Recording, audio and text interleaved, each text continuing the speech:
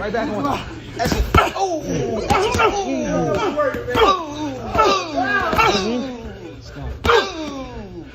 Body. Yeah, he very explosive. He's very explosive, and you know, man, he be cracking them dudes. Hey, he be putting them to sleep. Just cracking people. Yeah. And he has so much confidence in his power. So much confidence in his power that he doesn't even who he's giving away a couple Yeah, he definitely be giving away rounds, but you know, he just in his mind, he know it's a matter of time before I catch. Joe Rogan's jaw practically hit the floor when he heard what's going down in Gervonta Davis's camp. Tank has been bullying sparring partners left and right. Tell me about the 2 heavyweights he knocked out or dropped. I don't drop no names. No names. Tell me about the situation. So he spars one. Hit him with a body shot. Went down. And I'm talking 200 plus pounds.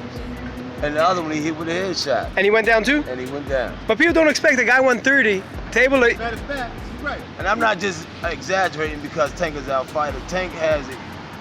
Punching power. I don't know where it comes from. Reports say he's been knocking out heavyweights brought in to mimic Jake Paul's size, dropping them like dominoes. Rogan couldn't stop talking about how insane that is. A 135-pounder walking through guys twice his size, landing bombs that would make most lightweights rethink their career choices. It's interesting, right? Like, you don't know whether someone's ever going to be able to figure that out or whether or not he's just going to keep cracking people. Yeah. You know, so it's part of the fun of watching it. I've talked to a lot of like real boxing purists. It's like, you can't rely on that style. Right. He's got to be busier. When he gets to the best guys, it's not going to work out. Like, well, we'll see. Yeah. We'll see because there's so many good guys.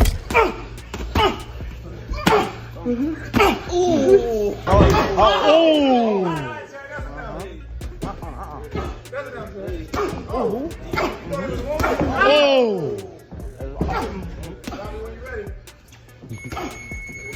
30 seconds. Oh, he's drunk. It's the kind of dominance that has everyone in the fight world buzzing, because if Tank's doing that to heavyweights, what's he gonna do to Jake under the bright lights? But hold up, here's the twist. This fight is being billed as an exhibition, so technically knockouts aren't supposed to matter, right? Well, not exactly, because Jake Paul just revealed there's a KO bonus on the line. That's right, someone's getting paid extra for putting the other guy to sleep. The only reason it had to be an exhibition is just because of the weight. Yeah. But other than that, there's a winner, and there's I don't know if I can say it, but there's like a big knockout bonus. Okay. So if someone knocks the other one out, they're gonna get a big bonus. Suddenly, this friendly exhibition looks a lot more like a sanctioned grudge match in disguise. With Tank's power and Jake's ego, this isn't going to be a sparring session, it's going to be fireworks, and one of them might not be getting up when it's over. After Joe Rogan's jaw-drop moment about Tank's sparring power, things just keep getting crazier, because now we've got leaks, rumors, and gym whispers all pointing in the same direction. And the thing is, don't be surprised, okay? This is a photo. This is a photo of one of the bigger guys that he was sparring. But in the past, you know, like maybe a few years ago, he was fighting a guy in Mayweather's camp. He was a bigger guy. I think he was like a middleweight or something like that. He was whooping his ass. One time he was like on live whooping a bigger guy's ass. I mean, he's just beating bigger guys like middleweights and stuff. He's done that in sparring forever. Word is, Tank's been throwing hands with guys way bigger than him, middleweights, light heavies, even heavyweights, and it's not looking like normal prep. It's looking like a demolition test. The stories coming out sound wild. Dudes getting launched onto the ropes, teammates saying, "He hit him so hard I thought he died." Whether that's exaggeration or gospel truth, one thing's clear, Tank's not just training for movement and timing, he's training for destruction. Hey, I've seen him knock out some heavyweights. You might knock all the ass out now. You knocked out a heavyweight? Yeah. How was that? Because I hit harder than Wilder.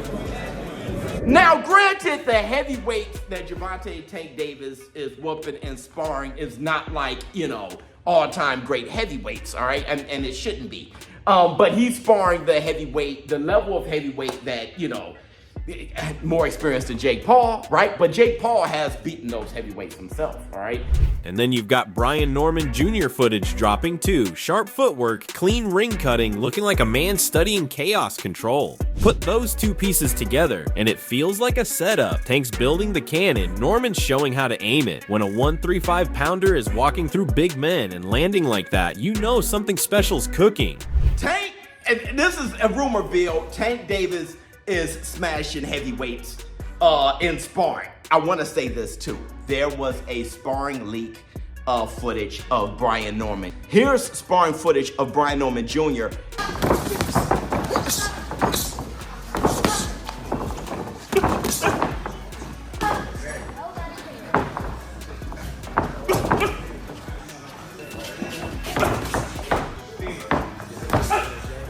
This isn't casual sparring anymore. It's a dress rehearsal for a viral KO. So yeah, grab your popcorn and your slow motion replay button, because this story's heading for either pure brilliance or pure explosion. And just when we thought Tank's camp couldn't get any crazier, boom, Joseph Macedo steps in and drops a bombshell. This man straight up said Gervonta Davis is the hardest puncher he's ever been in there with. And mind you, they were wearing 16-ounce gloves and headgear. That's like trying to stop a bullet with a pillow. Man, it's a lot of IQ, a great amount of intellect. I even told people before I've been in the ring with him that people have always slept on his intellectuality as a fighter, you know, like his thinking in there, because he's continuously setting up shots. He's thinking about his next move. Like, he's just not in there throwing bullshit. Like, he's in there selecting, you know, combinations and setting shit up. So he's a tremendous fighter, and it was a blessing to be in there with him. Macedo said even with all that protection, Tank's shots felt heavy, sharp, and surgical. You know it's real when a fighter admits he felt like he was fighting for his life in sparring. Not fighting with Tank, fighting for survival. And let's be honest, when the sparring partner's doing 13 rounds with Tank and still looks grateful to have his face intact, that tells you everything about the monster Davis has become. This right here proves why Jake Paul's experiment might turn into a horror movie. We're talking about a dude who's dissecting pros in the gym like a scientist with knockout power. Is when he was really in his fight mode and, you know, was trying to knock me out. What was that like? I mean, how challenging was it to hold up under that heat? It was challenging, bro. Mentally, yeah, for sure. But like, cause I felt like I was in a fight. I felt like I was fighting for my life. And the way he throws his shots and his punches with the accuracy and precision, the power just comes naturally. That's why he's able to knock guys out with any shot.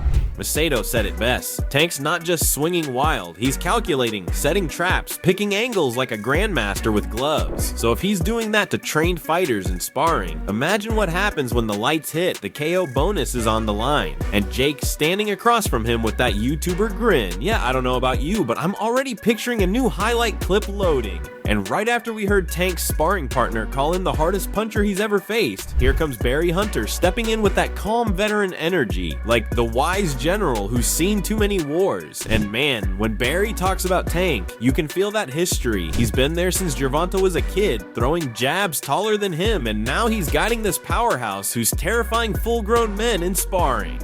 How did the relationship with you and Gervonta take place, you know, being in his corner now? Will you be in his corner come Saturday night? I will be in his corner. Here's the deal. We got a long history. Calvin called me years ago. Gervonta was a little boy, maybe 8, 9 years old. Brought him up to the gym, and we've all been together ever since.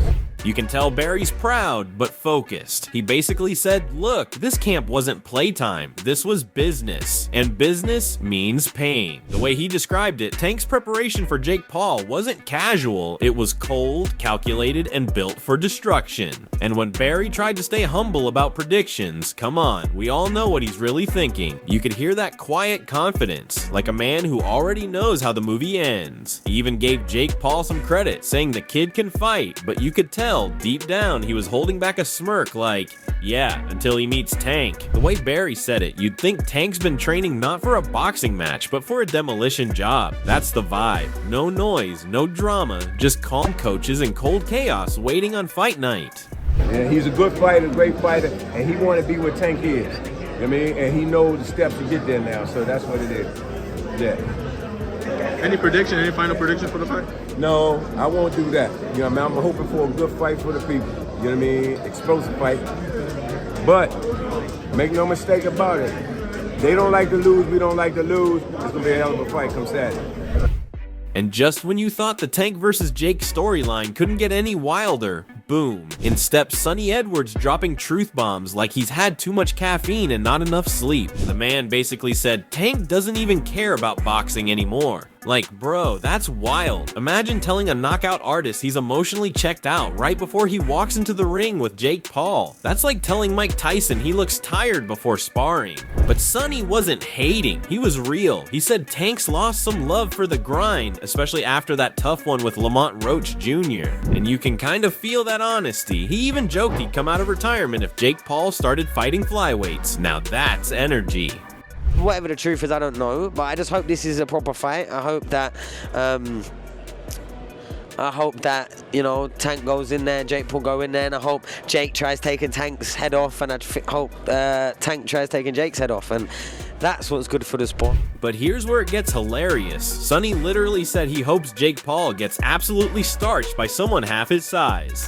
Bro, that's not analysis, that's therapy. You can tell Sonny's speaking for all of us smaller dudes who've had to hear size matters. Nah, not when Tank's in the room, because if Jake walks in thinking this is a YouTuber spar, he's gonna find out real quick why Tank doesn't need to talk trash. His fists do the marketing. And when Sonny said Jake's fight sometimes looked scripted, I swear I saw every MMA fan nod like, finally someone said it. So we got a man who thinks Tank's over boxing, but still hopes he turns Jake into a highlight. And honestly, same, because this isn't just an exhibition anymore. This feels personal, unpredictable, and just the kind of circus we all secretly love.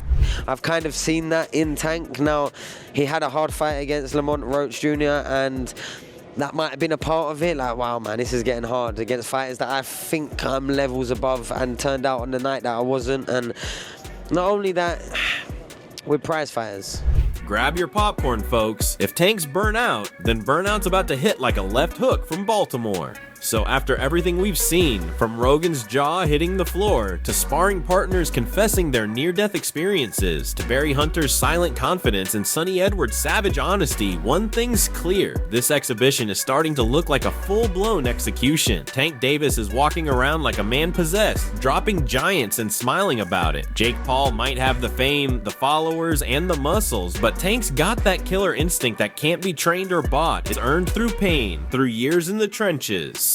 So now the big question, can Jake survive the storm, or is he about to find out what happens when YouTube hype meets real world violence? I hope Jake Paul started at flyweight professional fighters, because I would have come out retirement for the Jake Paul fight. What round do you want me to go down in, Jake?